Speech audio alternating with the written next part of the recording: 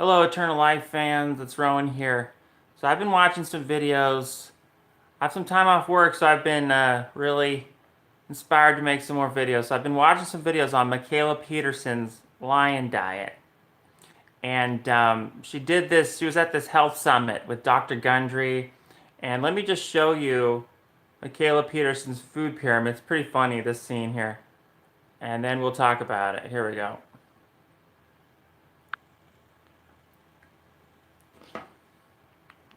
And Mikhaila, you follow the lion diet, so I know you also have a different view about the food pyramid. Can you talk to us a bit about that? Yeah, I'm gonna go over there too. Yeah.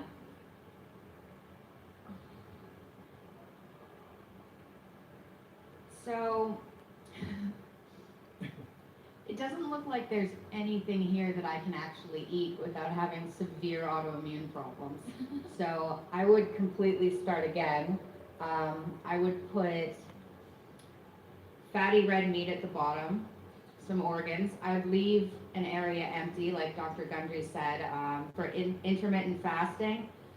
And at the top, believe it or not, if you can tolerate them, if you're unlike me, so like I said, I've had severe autoimmune problems, hip and ankle replaced from arthritis, and I seem to react to what I think are lectins, like Dr. Gundry proposes, but because plants and fruit all have lectins in, and I am or was fairly damaged, I would get rid of all of them, and at the top put, if you absolutely need a treat, vodka or bourbon. And Seju, I know Noom is a tool that helps people to. So, as you can see, her diet is extremely restrictive because she has this autoimmune disorder, so she can't eat plants. And so her lion diet is basically just meat. And this is a problem in the long term. I think I could completely understand why she is doing this, all red meat diet with some salt and some carbonated water. But in the long term, she needs to actually fix her problem so that she can actually eat plants. The reason that that's important is I'm a believer in the idea of hormesis. It's something Dr. Rhonda Patrick talks a lot about, if you're familiar with Dr. Rhonda Patrick, where there's plant toxins. Broccoli sprouts is an example of this. They have sulforaphane, which is a toxin, but these plant toxins actually have extreme therapeutic longevity benefits in humans. It's that idea that you take a toxin, but your body builds back stronger. So I was just drinking some hot chocolate. It's the same principle. There's some chocolate in the cacao, and there's some toxins in the cacao bean. But ultimately, if done in moderation, it's actually good for you. Any I think her issues are caused by some kind of chronic infection. It could be Lyme disease. It could be any number of different chronic infections. And what these infections do in the gut is they cause a leaky gut. So when she eats plants, those lectins get in her bloodstream. Whereas a normal, healthy person with a strong, robust gut health and a healthy microbiome, they can eat these plants, they can eat these lectins, and they can handle it. Okay, their microbiome helps break down the lectins, and there's a good gut wall that doesn't allow proteins into the bloodstream. This is the way it's supposed to be. So I think her diet is a temporary fix for her autoimmune condition, her infections and everything. Who knows what she has, but she needs to get to the root of that. Now, she says she is pursuing avenues to heal herself just so she doesn't have to resort to such an extreme diet.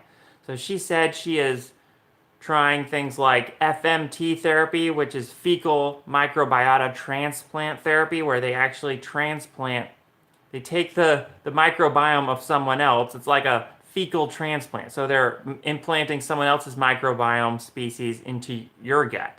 If someone has an unhealthy microbiome, this could be something that would benefit them. So she is trying things. I congratulate her on that. She does a lot of fasting. That's going to be good, but ultimately, fasting will just move the chronic infections into a dormant state. Like once the infections cannot eat, once they cannot feed on anything, they go into a dormant state. So fasting's not a permanent solution. It's not going to cure these chronic infections. It's just going to move them into a dormant state. And then they'll come back again as long as you feed it. So, but fasting is really good. She also does like high dose vitamins. I've seen her on her Instagram. She's constantly posting like doing an NAD treatment at a clinic. Very lucky. Very jealous of that. I wish I could afford that kind of treatment. But so she's doing great things. Now she needs to go. Oh, she also does a lot of hot cold therapy. So she does heat therapy, which is the best thing ever. That's the most powerful thing that she listed that she's actually doing to cure and kill her Lyme disease or whatever infection she has that's causing this. So I would say A plus, 10 out of 10 with the heat therapy. They found that at 107 degrees Fahrenheit, you can actually kill the Lyme spirochetes. You can kill a lot of infections that way. So that's powerful. I guess I would just say she needs to combine what she's already doing with even more intensive antiviral protocols, antibacterial protocols, Lyme treatments, and so on. So I would add to her list like methylene blue is something she could be doing. That increases the oxygenation of the body, and a lot of people with Lyme disease are using that to kill Lyme disease. Methylene blue was originally used to kill malaria, so it does treat infections. It kills things in the body in a pretty powerful way. She could also try cat's claw, one of the most powerful herbs against Lyme's and just infections in your body in general. It's just an herb you can find. And then she should be doing NAC. Now, NAC is important because that's what kills the biofilms. NAC is a supplement I take because it's just good for your immune system, and I don't have a spleen, so it just enhances and boosts my immune system in a powerful way. So I take it as a preventative. But if you have a chronic infection, NAC is of critical importance because it will break down those biofilms. So a lot of the infections, the bacterials will create a little biofilm, so they'll protect themselves against your own immune system. So NAC is a good way to combat that. And then there's herbs like Japanese knotweed. I hope she's trying. There's a bunch of other things, to do for Lyme disease. That's a whole video in itself. But so she's got to do powerful treatment. Now, the long-term consequences of her diet would be, I think it's going to be a stress on her kidneys to eat so much meat, so much red meat. That type of protein from animal protein and meat, the muscle meat, is harsh on the kidneys. That's why people who have a renal failure and stuff, they put on extremely low protein diets, but especially they're restricting animal protein because that's the hardest on the kidneys. So she could run into kidney trouble eventually.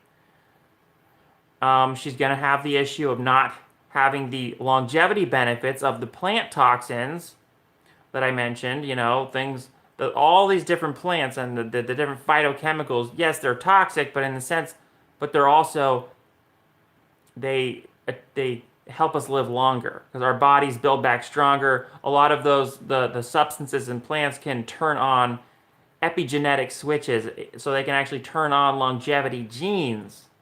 So this is just not a good long-term solution to just avoid all these plants. If you notice, her food pyramid is also lacking in peanut butter. So there's just problems across the board. Now, another issue that she could run into is too much iron. Iron overload, iron toxicity in her body. Because red meat, as you know, is extremely high in heme iron.